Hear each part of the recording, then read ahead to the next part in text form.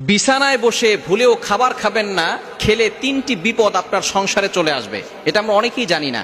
বিছানায় যেখানে আমরা ঘুমাই, যেখানে স্বামী স্ত্রী একসাথে থাকে, একসাথে মিলন করে, এই জায়গাগুলোতে আপনি কখনো খাবার খাবেন না, তাহলে আপনি বিপদে পড়ে যাবেন, কারণ শয়তানের বদনজর লেগে যায়। বিছানায় যেখানে আমরা রেস্ট করি, যেখানে আমরা শুয়ে থাকি, স্বামী স্ত্রী একসাথে ঘুমায়, একসাথে একেবারে বিশেষ সময় পার করে, এই সময়টা কিন্তু জিন জাতি কিন্তু আমাদের সব জায়গায় থাকে। এই বিছানায় যখন আপনি খাবার খাবেন, তখন জিনদের বদনজর আপনার লেগে যেতে পারে।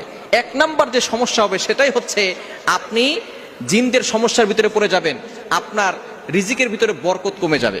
আপনি জিনদের বদনজর যখন লেগে যাবে, তখন কিন্তু বদনজর পড়ার কারণে আপনার রিজিকের ভিতরে বরকত কমে যাবে, রিজিকের ভিতরে কোনো বরকত থাকবে না। এজন্য অবশ্যই যদি রিজিকে বরকত পেতে চান, আপনি বিছানায় খাবার খাবেন না। নবীজি সাল্লাল্লাহু আলাইহি সাল্লাম কখনো বিছানায় খাবার খেতেন না। নবীজি সাল্লাল্লাহু আলাইহি সাল্লাম দস্তরখানা বিছিয়ে খাবার খেতেন, এবং যেই ঘরে ঘুমাতেন সেই ঘরে তিনি খাবার খেতেন না। তিনি পাশে একটু আলাদা করে, আপনি ফ্লোরে খেতে পারেন, অথবা আপনি ডাইনিং এ খেতে পারেন, অথবা আপনি অন্য একটা রুমে খেতে পারেন। নবী সাল্লাল্লাহু আলাইহি ওয়াসাল্লামের সুন্নাতকে বাস্তবায়ন করার জন্য আপনি নিচে বসে খেতে পারেন দস্তরখানা বিছিয়ে, এটা খাওয়া সুন্নাত। তবে আপনি যেখানে ঘুমান সেখানে আপনি খাবেন না, এটা কিন্তু নবী সাল্লাল্লাহু আলাইহি ওয়াসাল্লামের সুন্নাত নয়, এটা সুন্নাতের বিপরীত কাজ। এজন্য এক নাম্বার হচ্ছে আপনার রিজিক কমে যেতে পারে, জিনদের বদনজর লেগে যেতে পারে।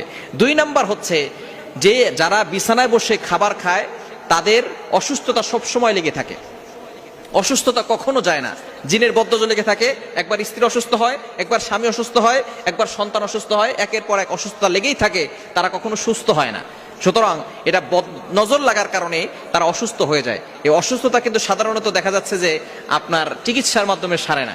অনেকে দেখবেন মারাত্মক ধরনের অসুস্থ, বিছানা থেকে উঠতে পারতেছে না, অনেক টেস্ট করাচ্ছে, কিন্তু কোনো ধরনের কোনো টেস্টে পরীক্ষা পাচ্ছে না, ডাক্তার কোনো রোগই ধরতে পারতেছে না, কোনো রোগই নাই।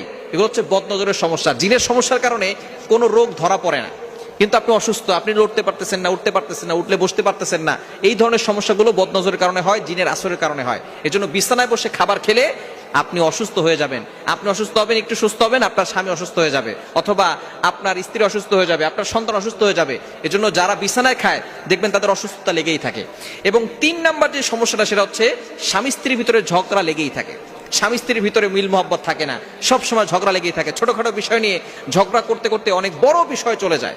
এজন্য এই জিনের বদনজর থেকে বাঁচতে আপনি বিছানায় খাবার খাবেন না, যেখানে ঘুমান সেখানে খাবার খাওয়া রাসূলুল্লাহ সাল্লাল্লাহু আলাইহি ওয়াসাল্লামের সুন্নাত নয়। এখান থেকে আমাদেরকে দূরে সরে আসতে হবে, এবং অবশ্যই সুন্নাহ মেনে তারপরে জীবনটাকে পরিচালনা করবেন। দেখবেন আল্লাহ পাক রব্বুল আলামিন সব সময় বরকত দান করবে। যখনই খাবার খাবেন বিসমিল্লাহ বলে খাবেন, তখন কোনো শয়তান আর অংশগ্রহণ করতে পারবে না। অনেকেই আমরা খাবার খাওয়ার সময় বিসমিল্লাহ বলি না, বিসমিল্লাহি ওয়া আলা বারাকাতিল্লাহ বলবেন। যদি আপনি খাবার শুরুতে বিসমিল্লাহ বলতে ভুলে যান, খাবারের মাঝখানে বলবেন বিসমিল্লাহি আউওয়ালাহু ওয়া আখিরা, এটা বলবেন। খাবার শেষে বলবেন আলহামদুলিল্লাহ, এটা বলবেন।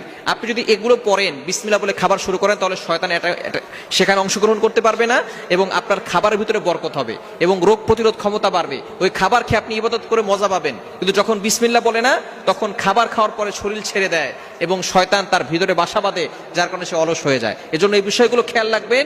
যদি সংসারে সুখ চান, শান্তি চান, তাহলে অবশ্যই নবী সাল্লাল্লাহু আলাইহি ওয়াসাল্লামের সুন্নাহকে বাস্তবায়ন করেন, তাহলে দেখবেন জীবনে সুখ আসবে, শান্তি আসবে।